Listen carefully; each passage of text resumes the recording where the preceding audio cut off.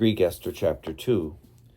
After these things, the king's anger abated, and he no longer remembered Vashti, or remembered what he had said, and how he had condemned her.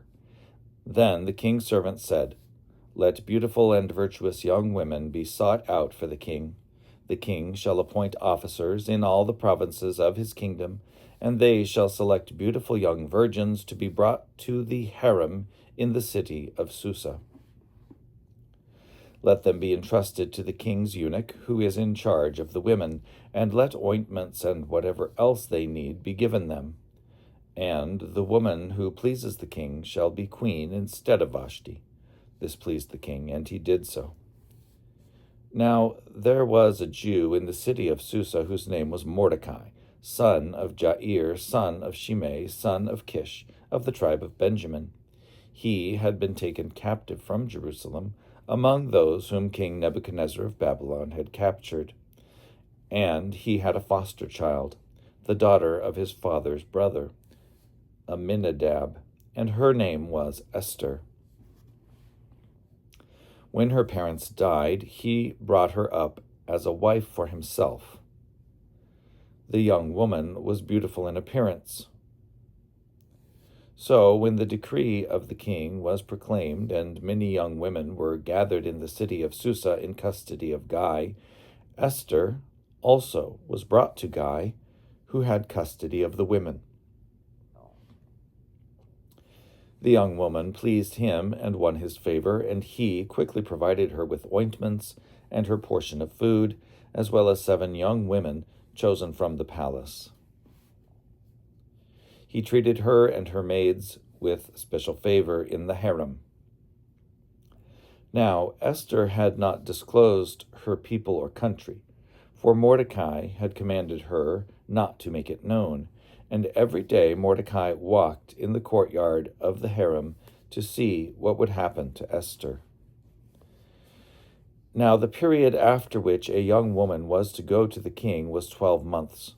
During this time, the days of cosmetic treatment are completed, 6 months while they are anointing themselves with oil of myrrh, and 6 months with spices and ointments for women.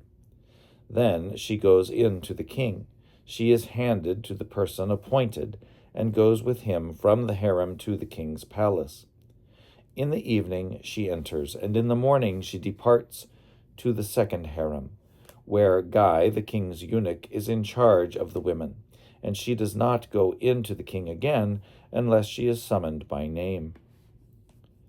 When the time was fulfilled for Esther, daughter of Aminadab, the brother of Mordecai's father, to go in to the king, she neglected none of the things that the eunuch in charge of the women had commanded.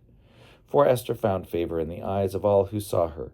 So Esther went in to King Artaxerxes in the 12th month, which is Adar, in the 7th year of his reign.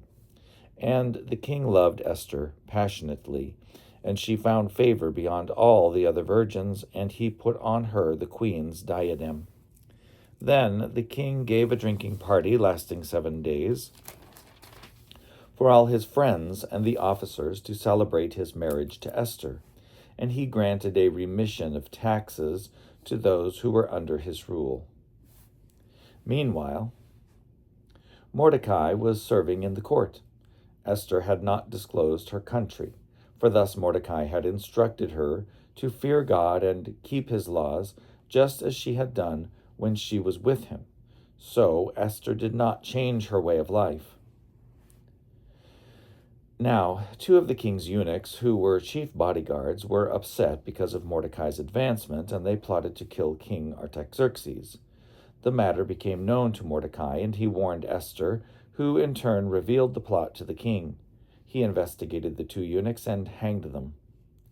Then the king ordered that a record commemorating Mordecai's goodwill be deposited in the royal archive.